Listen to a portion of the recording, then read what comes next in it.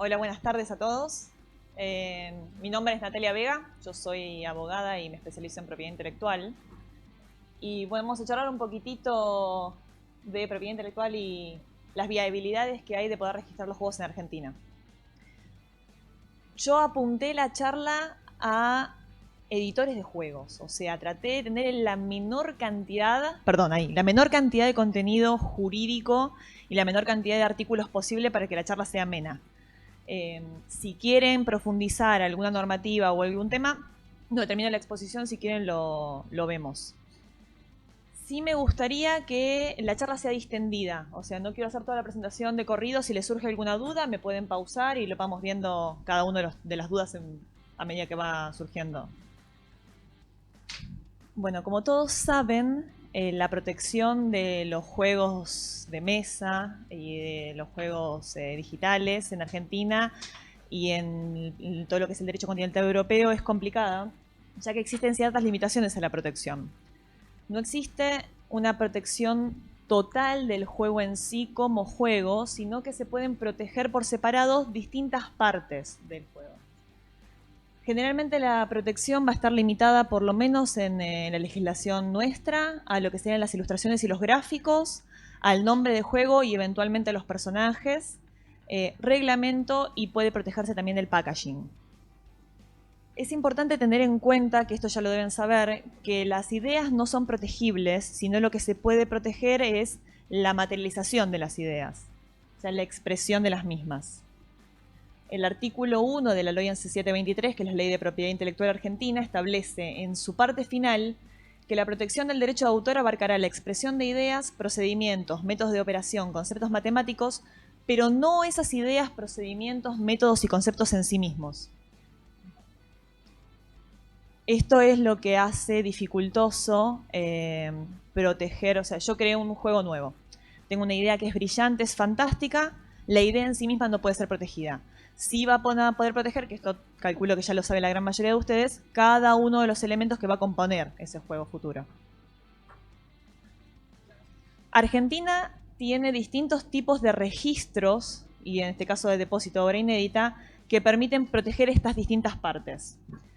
Esto lo vamos a ver ahora en particular en cada uno de los casos. Tenemos el depósito de custodia de obra inédita, el registro de obra publicada, el registro de marcas, registros de modelos y diseños industriales. ¿Alguien efectúa estos registros de manera cotidiana? Perfecto, uno. Vamos. ¿Nadie más utiliza estos registros? ¿Cómo? 2 o 3 veces. Bueno, ahora más adelante los vemos. Estos registros son importantes para reivindicar derechos sobre los distintos componentes o elementos del juego. Antes de pasar al detalle de cada uno de los registros, hagamos una breve reseña de qué es la propiedad intelectual. La propiedad intelectual es aquel derecho que protege ciertos tipos de creaciones de la mente que están relacionadas con el arte o con la industria. Se divide generalmente en derechos de autor y derechos de propiedad industrial.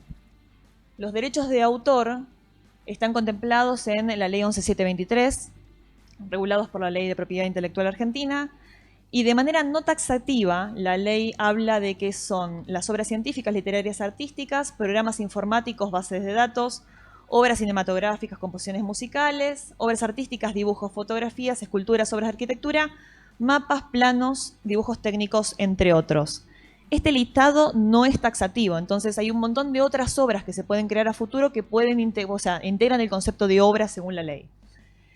De este listado, lo que a nosotros nos va a importar más va a ser todo lo que tiene que ver con dibujos, fotografías, obras artísticas, los planos, los mapas y las obras literarias. La propiedad industrial contempla modelos y diseños industriales, marcas, patentes, modelos de utilidad, indicaciones geográficas, entre otros. Bajo la propiedad industrial, ustedes van a poder utilizar el Instituto de Modelos y Diseños Industriales, el Instituto de Marcas y en algunos casos, dependiendo del juego, los modelos de utilidad. Lo importante a tener en cuenta sobre esto es que el derecho de autor se adquiere desde el mismo momento de creación de la obra. yo creo, yo realizo, ustedes me encargan a mí la producción del reglamento del juego. Yo termino de escribir el reglamento y yo soy autora de ese reglamento sin tener que hacer ningún registro constitutivo de derechos, ¿sí? A diferencia de la propiedad industrial sí o sí requiere un registro previo. ¿Alguna duda de esto? Sí. No. No, propiedad industrial, ahora lo vemos, es simplemente para algunas cosas. Todo lo que vos estás viendo en el listado de derecho de autor es derecho de autor. Nunca va a ser propiedad industrial. ¿Sí? La ley de propiedad industrial tiene distintas leyes. Tenés la ley de modelos, la ley de patentes, la ley de marcas, y establece qué se puede patentar, qué se puede registrar como marca, qué puede ser un modelo o un diseño industrial. Y el listado que vos estás viendo dentro de derecho de autor está excluido del derecho de propiedad intelectual. Perdón, de propiedad industrial. ¿Sí? Entonces, siempre que vos hagas, hay alguna excepción que la vamos a ver ahora más adelante, pero en líneas generales, cuando vos escribís el reglamento sí o sí se va a proteger por derecho de autor y no se va a proteger por propiedad industrial. Cuando vos hagas el dibujo que va a plasmarse en el tablero, inicialmente el dibujo solo lo vas a proteger por derechos de autor. En el mismo momento que vos creás el dibujo, vos sos autor de esa ilustración sin tener que hacer un registro previo. Ahora, si eventualmente vos diseñaras todo el tablero completo y ya quisieras protegerlo industrialmente, ¿sí? La propiedad industrial lo que exige es que tenga aplicación industrial a futuro, que no lo tiene el derecho de autor. O sea, en el momento en que vos vas a poner en la industria y a reproducir masivamente ese tablero, lo protegés por propiedad industrial. ¿Sí? El derecho de autor se otorga, o sea, no se otorga, se tiene al mismo momento de la creación de la obra. Lo utilices a futuro o no lo utilices. Si vos lo reservás en tu computadora y jamás lo sacás al mercado porque no hiciste una cesión de derechos con ninguna empresa, por ejemplo, porque vos no lo utilizaste en tu propio juego, vos sos autor de esa obra igual. No necesitas hacer ningún registro para ser autor. ¿Se entiende? Si el día de mañana, por ejemplo, vos lo subieras a un blog o lo subieras a tu página web y alguna empresa tomara esa ilustración y la utilizara, por ejemplo, para una publicidad o para otro juego, vos podrías iniciar acciones legales por plagio, por uso indebido, sin autorización correspondiente, sin tener que haber hecho un registro constitutivo. ¿Sí? Entonces, derechos de autor se tienen desde el mismo momento de la creación de la obra sin necesitar un registro previo. Propiedad industrial sí o sí necesita el registro para poder ser considerado titular del derecho. Los derechos de autor entonces están regulados por la ley 11723 y, como les decía, el listado de obras protegidas no es taxativo. El artículo 1 dice, en fin, termina diciendo en realidad, en fin, toda producción científica, literaria, artística o didáctica, sea cual fuere el procedimiento de producción. Entonces, si vos haces la ilustración, ustedes hacen la ilustración a mano alzada en papel o si la hacen con Photoshop, es igualmente protegible y reivindicable el derecho. Los derechos de autor confieren a su creador derechos morales y derechos patrimoniales. El artículo 2 establece que el derecho de propiedad de una obra científica, literaria o artística comprende para su autor la facultad de disponer de ella, de publicarla, de ejecutarla, representarla y exponerla en público, de enajenarla, de traducirla, adaptarla o de autorizar su traducción y de reproducirla en cualquier forma. Estos derechos, ahora los vamos a ver un poquito más en detalle, son importantes porque son los derechos que ustedes tienen al momento de que ustedes o la persona que ustedes contraten, que ahí es donde va a jugar un rol, si se quiere, más importante, tienen al momento de crear, por ejemplo, las ilustraciones que se van a usar en el juego o el manual. Los derechos morales, los más importantes son el derecho de paternidad y el derecho de integridad. Estos derechos son irrenunciables, inembargables e imprescriptibles. ¿Esto qué significa? Que yo, creadora de la ilustración, yo, autora de la ilustración, puedo cederla, pero yo no dejo de ser autora de ese dibujo. ¿Sí? Van a ver después que hay distintos tipos de contratos que seguramente ya los conozcan y si no los vemos un poquito más en detalle. Hay distintos tipos de contratos en los cuales se cede de antemano la titularidad del dibujo producido o del texto producido, pero en líneas generales, inicialmente, cuando yo creo el manual o creo la ilustración, me convierto en autora y tengo como derecho moral el derecho de paternidad, que es el derecho de autoría, esa que figure el nombre de la persona que creó el texto. Es lo que Laura recién mencionaba en los créditos. Es mencionar quién es el ilustrador, mencionar quién redactó el manual, mencionar, bueno, el testing en este caso no entraría, pero si hay un fotógrafo que haga, por ejemplo, las fotos de la cubierta, mencionar los datos del fotógrafo. Y el derecho a integridad. El derecho a integridad tiene que ver con que no se puede mutilar la obra.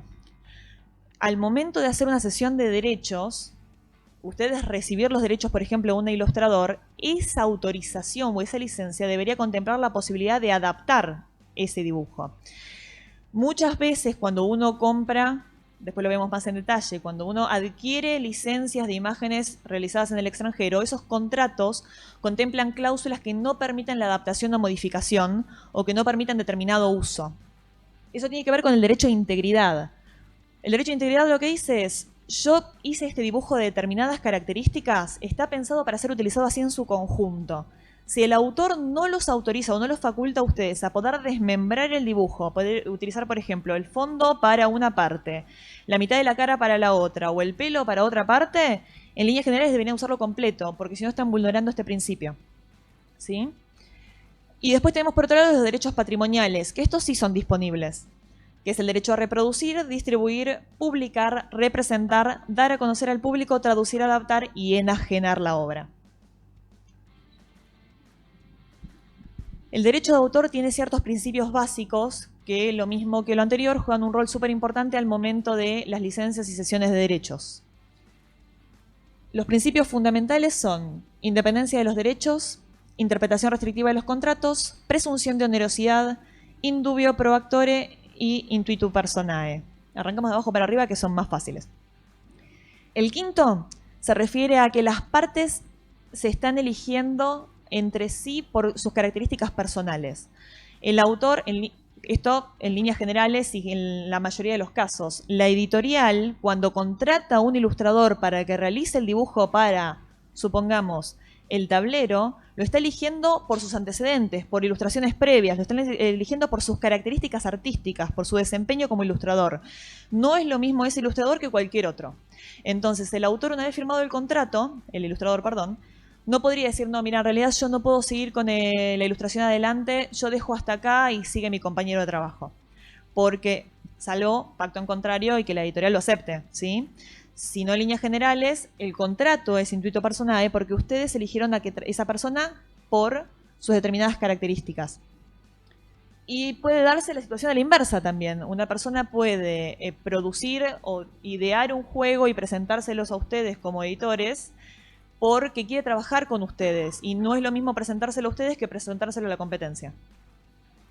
El cuarto tiene que ver con que en caso de que haya algún inconveniente o algún conflicto durante el desarrollo del contrato y se tenga que hacer una interpretación del contrato, la interpretación que se haga judicialmente va a ser en favor del autor, siempre. La presunción de onerosidad: todos los contratos de derecho de autor inicialmente se presumen onerosos. Pueden hacerse sesiones de derecho gratuitas, pero tiene que estar expresamente establecido en el contrato. No sé si les pasa, ¿ustedes trabajan con contratos todos o es normal que no firman ningún contrato? ¿No firman contratos? Sí. Bueno, ahora vamos a ver cómo se puede instrumentarse la clase de cosas. Interpretación restrictiva de los contratos está íntimamente vinculado con el primero, que es el que establece que se va a interpretar que el autor cedió únicamente aquellos derechos que están expresamente establecidos en el contrato. Si los autorizaron a ustedes a poder utilizar las ilustraciones en formato papel y después ustedes arreglaron con una empresa de producción de juegos de software que van a hacer la versión digital del juego y el contrato de cesión de derechos o licencia no lo establece como uno de los modos de reproducción, inicialmente no podrían utilizarlo. Deberían o hacer una adenda para adaptar el contrato o firmar un nuevo contrato con el ilustrador. Independencia de los derechos es el que establece que todos los derechos son independientes entre sí, más allá de la vinculación que uno podría considerar que hay entre un derecho y el otro, que se haya facultado a ustedes a utilizar un derecho en particular no significa que el autor haya cedido un derecho semejante o un derecho similar. ¿Alguna pregunta respecto a esto? Sí.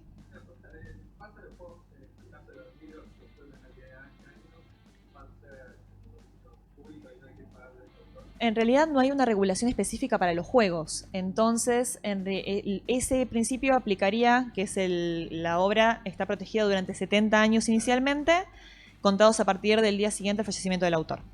A partir de ahí pasa a ser en dominio público. Eso significa que puede ser utilizable por cualquier persona sin pedir autorización.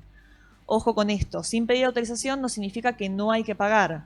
Ya no se le paga a los herederos, pero se paga un canon que se abona al Fondo Nacional de las Artes por el uso de obras en dominio público. Esto aplica, pero aplica a cada una de las obras individuales. ¿Sí? Aplica a las ilustraciones, aplica a los textos. Por ejemplo, vos hoy podrías hacer un texto, podrías hacer un juego en base a El Principito. ¿Por qué? Porque entró en dominio público. Entonces, vos tranquilamente podés usar El Principito, adaptarlo para hacer un juego sin ningún inconveniente. Lo que tenés que pagar es el Fondo Nacional de las Artes por la utilización que vas a estar haciendo de la obra en dominio público. Pero ya no tendrías que pedir autorización de los herederos ni negociar una regalía o un pago fijo con los herederos de la obra.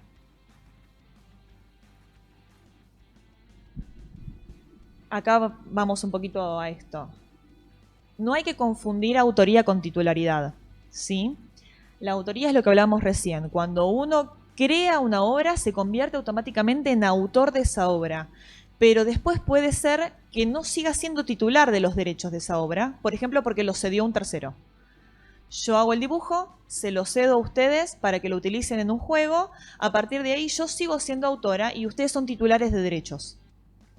El artículo 4 de la 11723 establece que son titulares de derecho el autor, los herederos o derechohabientes, una vez fallecido el autor hasta el plazo que establece la ley, los que con permiso del autor traducen, refunden, adaptan, modifican, transportan sobre la nueva obra intelectual resultante. Este sería caso del Principito. Vos tenés el autor de la obra original y vos podés ser autor de la adaptación o la modificación de la obra original. Vos sos autor de la nueva obra que resulta en base a una obra preexistente. Las personas físicas o jurídicas cuyos dependientes contratados para elaborar un programa de computación hubiesen producido un programa en el desempeño de sus funciones laborales, salvo estipulación contrario. Ahora vamos a qué ocurre con las obras que se producen por contratación o bajo relación de dependencia. Entonces, inicialmente, cada persona que crea una obra, inicialmente es titular de su derecho, pero hay distintos tipos de obras en donde puede haber algún matiz. Obras en colaboración. Las obras en colaboración son aquellas obras en las que intervienen más de un autor y en ese caso cada autor va a ser titular de derechos en base al porcentaje de su participación en la obra. Por ejemplo, redactan el manual entre dos personas y se dividen que hasta, supongamos, las dos primeras páginas las hace uno, la página 3 y 4 las hace otro. Entonces, si pueden separar qué parte redactó una persona y qué parte redactó otra, cada uno va a ser autor y titular de la parte que es identificable. Las obras colectivas, sin embargo, son aquellas obras en las que, si bien intervienen varias personas, no se puede separar el aporte de cada uno. Se juntaron en un grupo de trabajo, redactaron todos juntos el manual y después se dan cuenta que no se puede identificar qué aporte hizo uno, qué aporte hizo otro, porque lo vio uno, lo revisó el otro. Se hicieron tantas modificaciones que no se separa el aporte de cada individuo. En ese caso, las obras colectivas se registran a nombre de quien coordinó el proyecto, de quien coordinó, por ejemplo, la redacción de un manual. Las obras por encargo. Esto es lo que deberían utilizar más. Es cuando ustedes le encargan a un tercero la producción de una obra en particular. Por ejemplo, la redacción del manual, por ejemplo, ilustraciones, fotografías, diseño de packaging, lo que sea que estén necesitando para la producción del juego. En las obras por encargo, la titularidad queda en cabeza de quien encarga la obra. Fundamental. Ahí dejan de tener el inconveniente de tener que pedir cesiones de derechos con posterioridad a la producción. ¿Alguna duda respecto de esto? ¿No?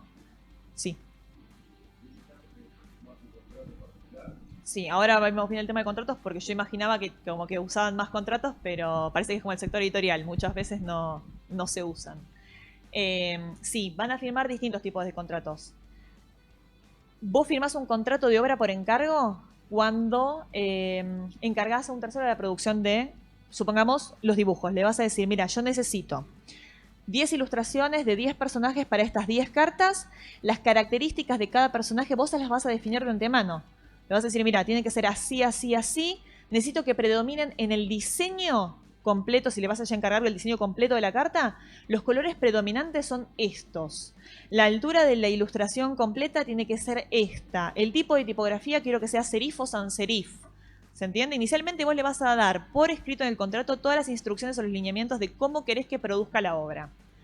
Porque, ¿qué pasa? Si vos en realidad no lo haces de esa manera, se entiende que la creación intelectual es del otro. Y ya no sería un contrato de obra por encargo, sería eventualmente una cesión de derechos. El contrato de obra por encargo, a diferencia de la cesión de derechos, es que el de obra por encargo vos le vas a explicar qué es lo que necesitas que haga y en ese caso vos vas a ser el titular de esa creación. Si la otra persona lo creó y después te lo va a ceder, va a ser el autor y vos el titular. ¿Sí? Obras bajo relación de dependencia. El autor será titular de derechos salvo cesión expresa. No aplica a programas de software realizados bajo relación de dependencia. La ley establece que, salvo en el caso de software, ¿sí?, que es titular la empresa que contrató al dependiente, en el resto de los casos, que serían los que aplican en líneas generales a ustedes, el autor es quien crea la obra, no la empresa que lo contrata. Entonces, si ustedes tienen empleados, diseñadores gráficos, ilustradores, trabajando bajo relación de dependencia, la autoría va a ser de ellos. Entonces, algo que se suele firmar con todos los empleados es un contrato en los cuales se hace una cesión de derechos de toda la producción que ellos hagan, pues fueron contratados al efecto durante el tiempo que dure la relación laboral.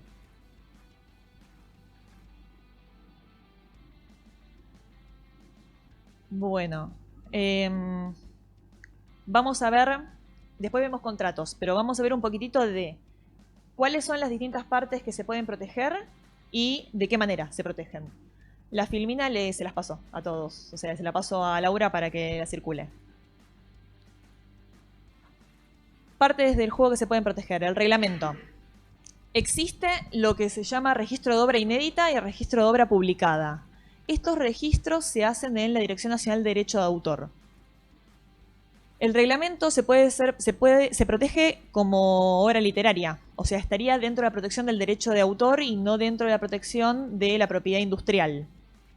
Entonces, uno adquiere la autoría desde el mismo momento en que lo crea, sin necesidad de que haya un registro constitutivo. Entonces decíamos, se puede registrar obra inédita y obra publicada, ambos en la Dirección Nacional de Derecho de Autor. Hacer el registro tanto de obra inédita como de obra publicada no protege ni el nombre del juego ni la idea. Recordemos que la idea no es protegible si la materialización de la idea y el nombre que vamos a ver más adelante que se protege por el derecho de marcas. Sí. No, ahora vemos costos y... No les traje costos de todos, pero se los puedo comentar porque no están en la filmina. Depósito de obra inédita. Este es un depósito y no es un registro, más allá de que se le suele decir registro. Es un depósito en custodia para aquellas obras que todavía no fueron publicadas. ¿Cuándo van a usar esto? Yo siempre sugiero a mis clientes que hagan registro de obra inédita de manera anticipada, porque es lo que el día de mañana, si tienen, por ejemplo, un problema de plagio, es una presunción de titularidad a nombre de quien efectuó el registro. Tiene una vigencia de 3 años, se puede renovar por plazo indeterminado, o sea, por periodos iguales y consecutivos de 3 años, y se puede pedir la renovación hasta 30 días posteriores a la fecha del vencimiento del registro, ¿sí? El valor es de 70 pesos y no paga tasa, ya está incluida dentro de este precio. Entonces, ustedes por 70 pesos se garantizan de que ese manual o que ese reglamento ya está registrado y está protegido. Por ejemplo, esto se da, los casos de plagio se dan mucho cuando ustedes van a presentar un proyecto a una empresa para que se los compre, ¿sí? O van a presentar un proyecto a otra editorial para hacer una publicación en coedición. ¿Qué ocurre?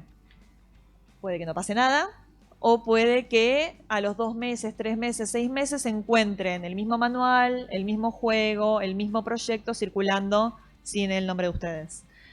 ¿Cómo se garantizan que ustedes son titulares? Hay un montón de formas de probarlo después procesalmente, pero algo que es fundamental es el registro de obra inédita. lo puede realizar el titular de derechos, en caso de que haya habido una cesión, o el autor, o un tercero autorizado, pero hay que hacer un poder y registrarlo previamente en la Dirección Nacional de Derecho de Autor. ¿Se entendió para qué sirve este registro, este depósito? Bueno, seguimos. Nombre del juego. Se protege por derecho marcario. Acá en realidad se pueden proteger más cosas. Si se fijan, yo puse nombre del juego, los personajes, elementos distintivos y representativos se pueden registrar como derecho de marca. La marca es un signo distintivo que identifica y distingue el juego de los juegos de los competidores. El nombre del juego claramente es algo que tienen que registrar como marca, porque ustedes pueden hacer el juego como un proyecto para hacer 10 ejemplares y en el momento en que el juego empieza a tener movimiento se termina convirtiendo en un juego de distribución masiva y empiezan a aparecer los nombres similares o las competencias, ¿sí? Entonces, pasa algo muy similar con los personajes.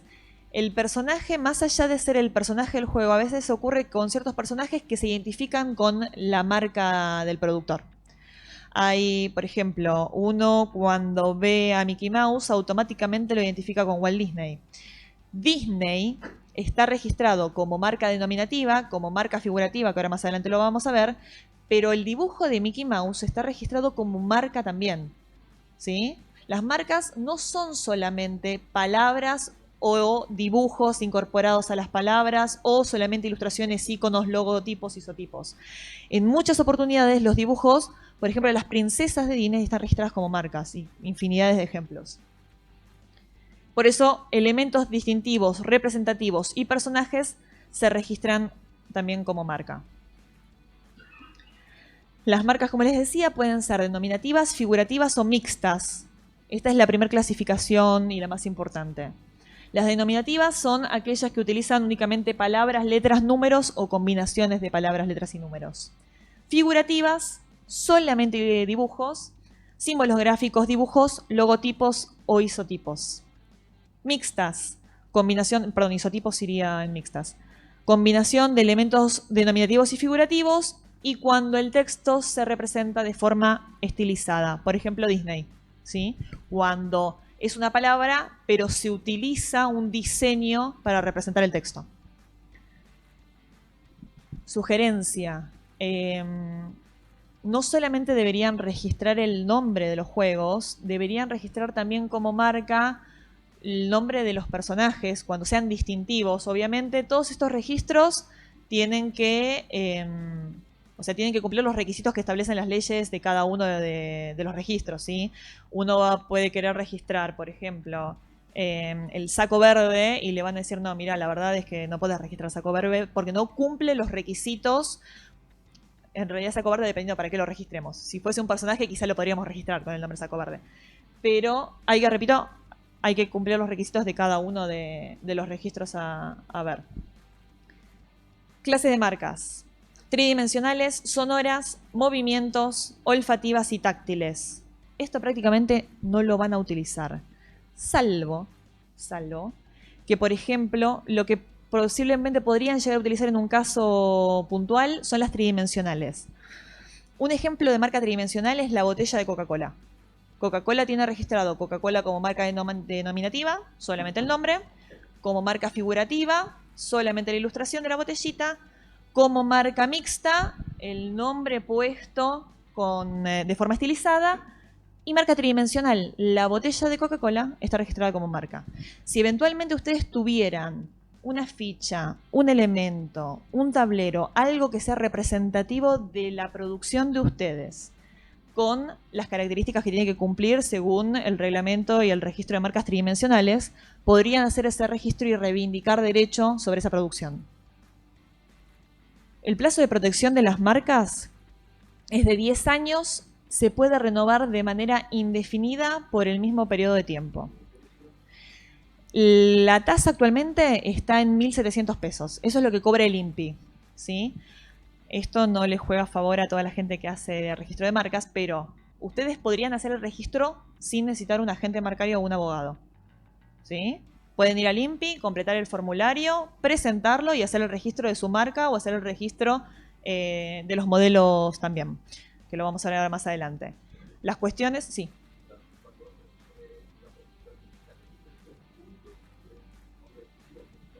No, se registra cada uno por separado.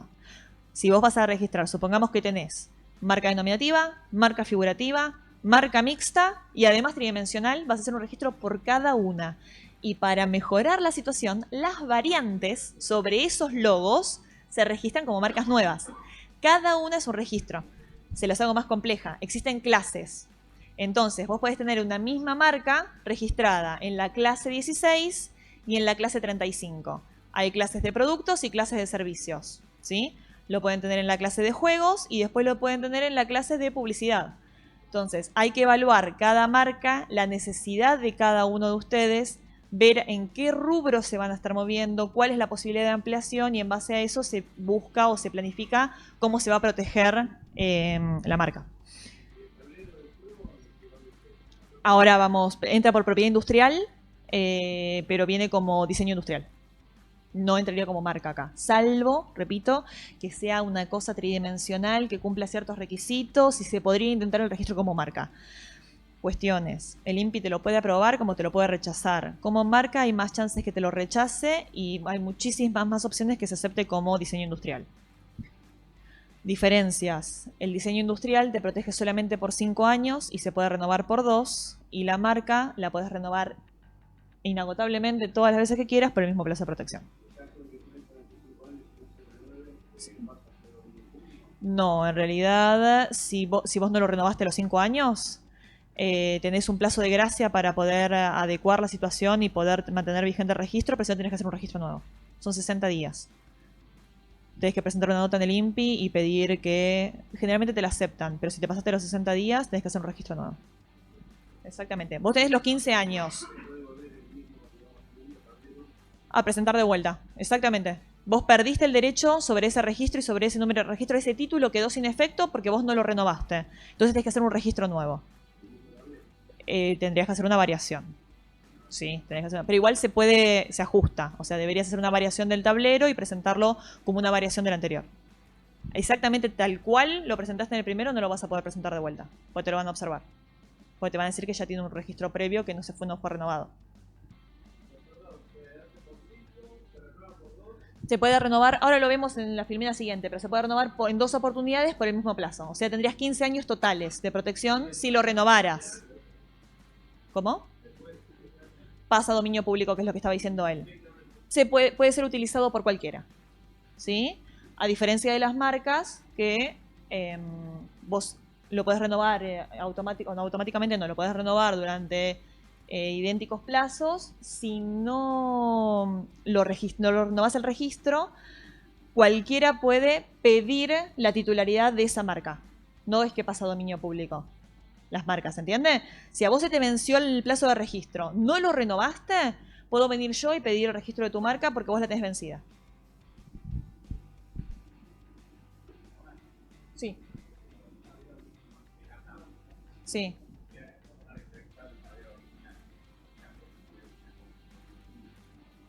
En realidad no es dominio público, utilicemos con comillas porque no es dominio público, pero sí podría ser utilizable. ¿Sí? Sí podría ser utilizable. Dominio público es una institución más del derecho a autor, pero es esto de que puede ser utilizado por terceros porque ya han perdido el plazo de protección. Pasa con las patentes, que lo vemos más adelante. Las patentes tienen un plazo de protección no renovable de 20 años. Ustedes piden una patente, transcurren los 20 años, se vencen los 20 años y cualquiera puede utilizar esa patente. Sí. Claro, exactamente, ahí corre derecho a autor. Entonces, exactamente. Van a ver que todo esto empieza a cerrar en el sentido de que hay distintos derechos con distintos plazos y que se pueden ejercer o reivindicar de distinta manera. Entonces hay que ver cada uno de los juegos en particular y sobre eso hacer una evaluación de cómo se protege, pero cuando haces la sumatoria de derecho de autor con propiedad industrial, lo que tenés es en derecho de autor un plazo de protección mucho más amplio, ¿sí? Mucho más extenso. Pero propiedad industrial lo que te da es un título que automáticamente te permite a vos solicitarle al tercero el cese del uso indebido de tu registro. ¿Sí? habilita otra vía de acción para poder frenar la reproducción sin autorización.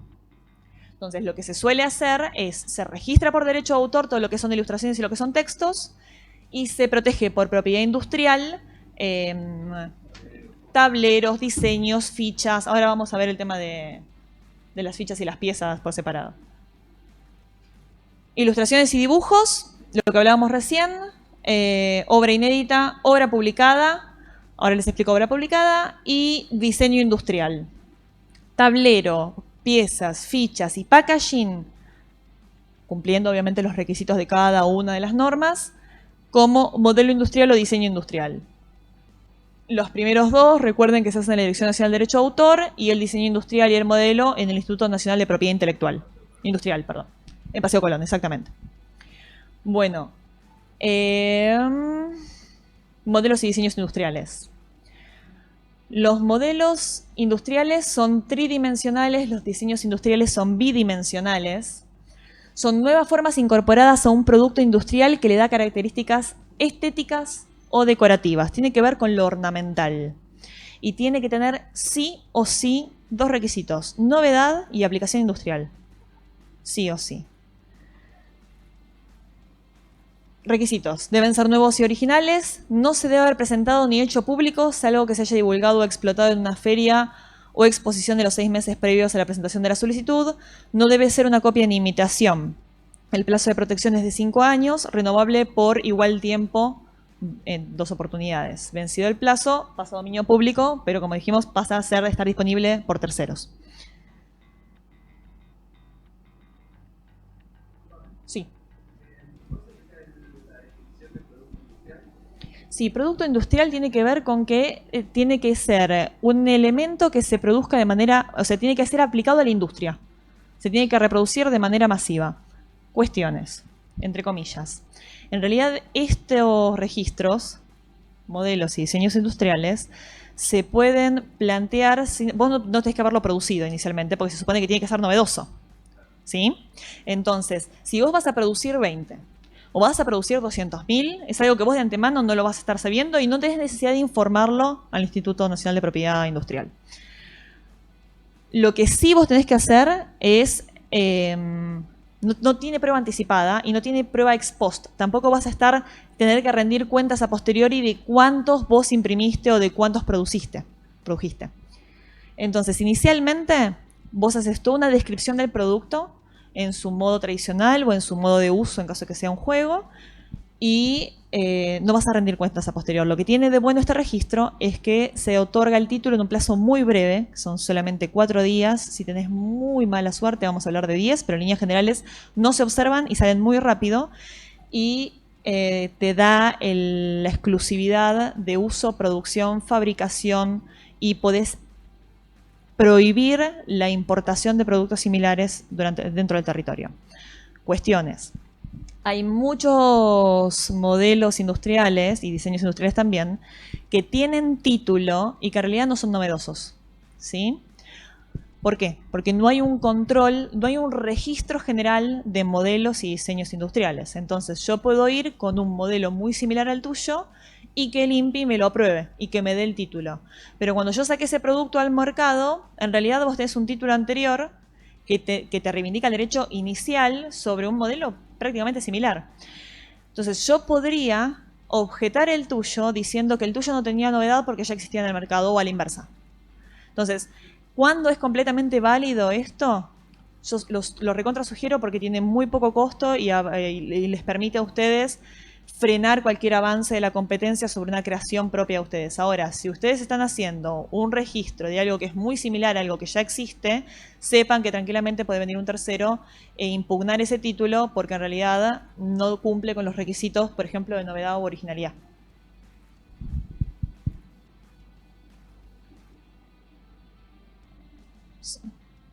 ¿Sí? Dime. No te escuché, perdón. Ah, sí, hacerlo porque es un registro. Lo mismo, tiene un costo muy bajo. Les garantiza a ustedes tener un título de propiedad respecto de ese diseño, de ese modelo, en un plazo muy breve, y salir al mercado con un título que les permita a ustedes o que frene a la competencia de poder hacer un diseño muy similar o un modelo muy similar al que ustedes están lanzando. ¿Sí? Yo algo que recomiendo siempre es que cuando tienen el número de título, generalmente en el producto van a poner modelo registrado bajo título tanto. Ya anticipan que ustedes son titulares de derechos de ese diseño de ese modelo industrial. Van a ver esto en muchos packaging, en muchos sobres, en muchas cajas tridimensionales, se suele poner modelo registrado bajo número tanto. Eso significa que si el día de mañana aparece una caja tridimensional o un packaging similar a ese, uno podría oponerse a la circulación del diseño por tener un título previo. Patentes. No existe la posibilidad de proteger un juego como patente en la legislación nacional. La patente es un derecho de propiedad que confiere a su titular el derecho exclusivo de evitar que otras personas, físicas o jurídicas, fabriquen, usen, vendan, ofrezcan, vender o importen al país la invención patentada. Permite proteger ideas, productos e invenciones. Tiene como requisito excluyente la novedad y la aplicación industrial y la actividad inventiva. Eso me faltó agregar. Nuestra legislación no la contempla, de la misma manera que no la contempla toda la Unión Europea y los países latinoamericanos. Sí existe este tipo de patentes o la posibilidad de hacer una patente de juego en Estados Unidos o una patente de modelo de negocio. Sí.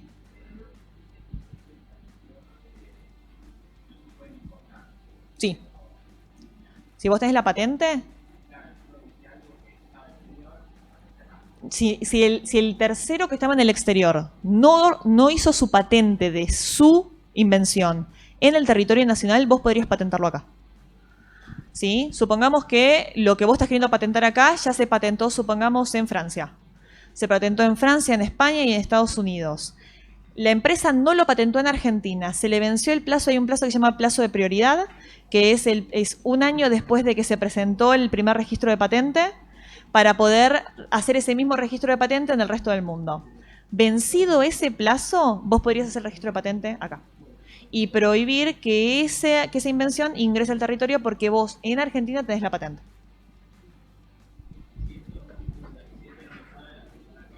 Existe un registro internacional de patentes. El registro de patentes lleva muchísimo tiempo. El plazo de protección es de 20 años, pero en Argentina está demorando aproximadamente en que te concedan el título de patente 10 años, entre 8 y 10. Larguísimo. Por eso se sugiere muchas veces hacer otro tipo de registros, más allá de que acá con patente no se puede registrar un juego. Los registros de modelos y diseños industriales son mucho más efectivos en la práctica que el registro de una patente. La patente, repito, tiene 10 años de plazo de protección y que te otorguen el título, si te lo otorgan, lleva entre 8 y 10 años. Entonces, en realidad, el plazo en que tienen protegida la invención suele ser entre 10 y 12. Pero además, con el agregado de que transcurridos los 20 años totales, sin contar el tiempo que ustedes no pudieron disponer del título, esa obra la invención pasa a dominio público y puede ser utilizado por cualquier persona que quiera producirlo. No sé si contesté la pregunta. ¿Sí? No, no necesariamente. Uno puede, ustedes lo están haciendo hoy. Hoy ustedes están produciendo juegos sin hacer ninguno de estos registros. O sea, ustedes no necesitan hacer, el tema es así. ¿Es necesario hacer esto? No es necesario. ¿Es recomendable? En muchas oportunidades sí. Todo depende de qué juego vayan a producir, cuáles son las posibilidades que tengan de exportarlo al extranjero, de producirlo de manera masiva, de venderlo o licenciarlo a un tercero en el extranjero también, para que se produzca en otro país. Al momento de firmar contratos internacionales es muy común que las empresas grandes te soliciten, por ejemplo, el registro de la marca. ¿Sí? O el registro de los derechos o de los contratos de las personas, porque si yo voy a adquirir la licencia tuya para producir el juego, supongamos en Perú, vos me tenés que garantizar que vos tenés los derechos de los ilustradores para poder comercializarlo, por ejemplo. ¿Se entiende? Entonces, hay ciertas formalidades, yo entiendo que es muy legal quizá y son formalidades, pero garantizan que si el día de mañana tienen algún inconveniente, tengan por lo menos las herramientas básicas como para poder accionar, por un lado, lo decidan o no lo decidan hacer, y por otro, tienen todo el marco legal prolijo y ordenado. Desconozco si es común del sector de ustedes, pero suele pasar en el sector editorial que inicialmente, quizá el vínculo entre todas las partes que están produciendo un juego, por ejemplo, un libro, inicialmente es fantástica. Todos se llevan bien, tienen la misma idea, uno hace la ilustración, el otro hace el diseño gráfico, uno redacta los textos, después se juntan todos, uno coordina la actividad y en algún momento de la cadena alguien no está tan de acuerdo. Y en algún momento de la cadena, supongamos lo publicaron y les empezó a ir súper bien, y alguien no está muy conforme en cómo se están dividiendo los ingresos porque yo trabajé muchísimo más, porque en realidad toda la invención fue mía, la idea fue mía, y ahí se genera un problema. Y cuando se genera un problema y alguien quiere reclamar, y alguien dice, no, pará, la idea es mía, yo voy a hacer este juego por separado de vuelta. Bueno, ¿de quién es? ¿Quién tiene la titularidad de derechos? ¿A quién le corresponde? ¿Se puede ir esa persona del grupo y hacer el mismo juego con diseños nuevos en otro lado? Estas cosas se arreglan, se adecúan y se establecen de manera previa en los contratos que se firman y en este tipo de registros. Bueno, esto es lo que les decía, que no está contemplado el registro de patentes en el país. Los planes, reglas, métodos para el ejercicio de actividades intelectuales, para juegos o para actividades económico-comerciales, así como los programas de computación, no son patentables. Y hasta acá yo había planeado la presentación.